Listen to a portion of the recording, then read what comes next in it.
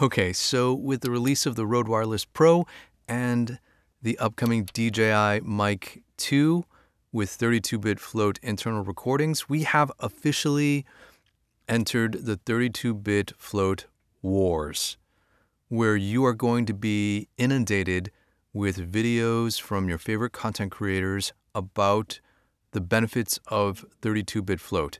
And as an audio professional who records paid work in 32-bit float just about every day, I'm here to tell you that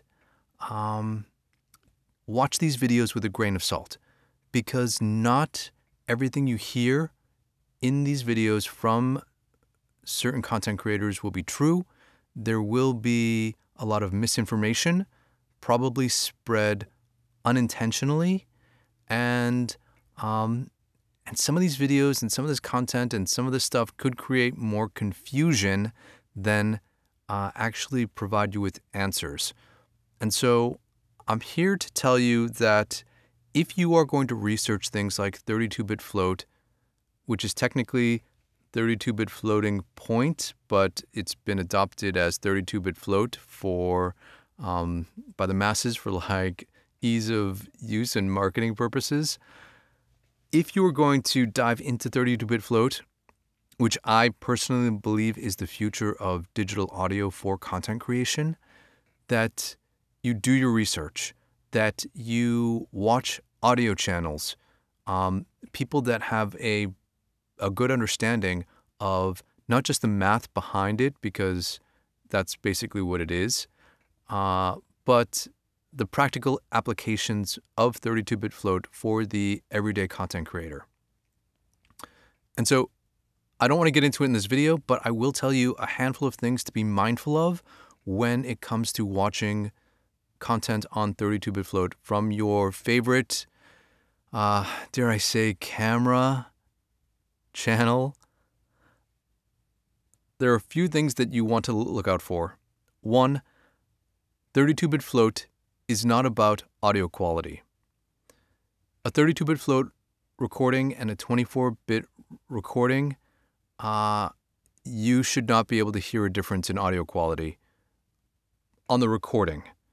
That's not to say that there are other things that won't affect the audio quality, like the microphone that gets plugged into them, but 32-bit float is not a higher fidelity audio recording. It is not a better quality audio recording. All it is a different container for your audio equipment to write digital information. And in this case, the digital information is the dynamic range of sound captured, meaning that it has the ability to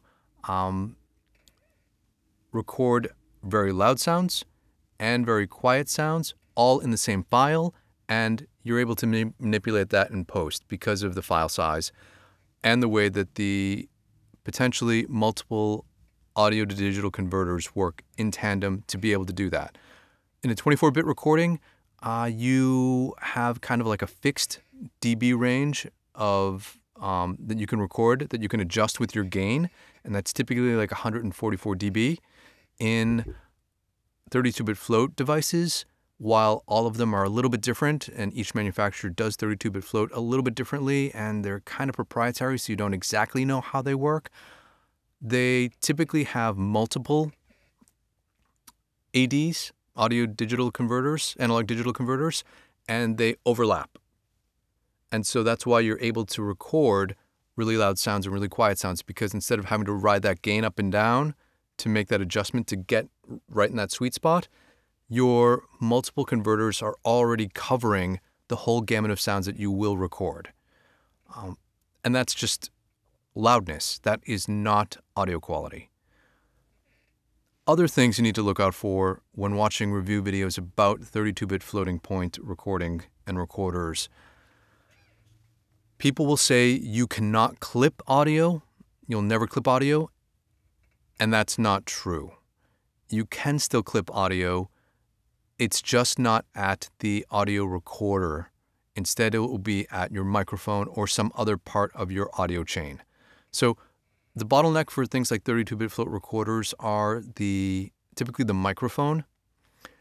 They have limitations that are significantly smaller than the actual recorder's limitations. And so if you have a mic and you record plosives, if you have wind noise that blows over the capsule and distorts your microphone, that will be recorded in your 32-bit float audio file, and that is not recoverable.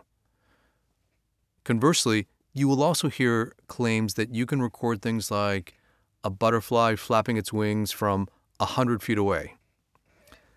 And I'm here to tell you that that is not how audio works. Most likely, you will hear this coming from someone who is more visually focused, like a camera person, because in their mind, that is how their camera works, right? You have a camera, you have a zoom lens.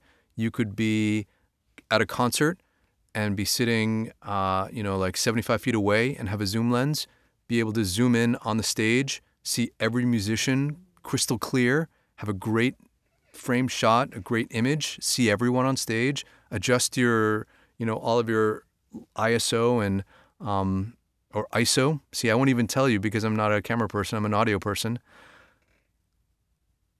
But once you hit record and you go home and then you listen to it, it looks great, but all you can hear is the dude who's standing next to you singing at the top of his lungs. Why? Because he was the closest sound source to your microphone. And that's the way sound works. You will get the best audio getting your microphone as close as you can to the sound source. And in this case, it's that dude, and it's not the band that was on stage. It's not the speaker clusters that were around the arena or the concert venue. It's like these wireless microphone devices that have built-in recorders have omnidirectional microphones. And it's not that microphones aren't directional to some extent. A lot of them have pickup patterns and are sensitive to one side or another, and they kind of reject noise from different angles. But you cannot focus on a single sound and hope to capture just that sound. So say, for example, these omnidirectional mics and these transmitters, right? Omnidirectional means they pick up sound from all around it. And if you're trying to record something that is 10 feet away that way, you're also recording something that's 10 feet away that way. And that's just how sound works. So when certain content creators don't have a good understanding of some of these kind of concepts when it comes to audio recording, that there is just a spreading of misinformation that unfortunately just confuses you and gives you the wrong idea about the capabilities of some of this equipment.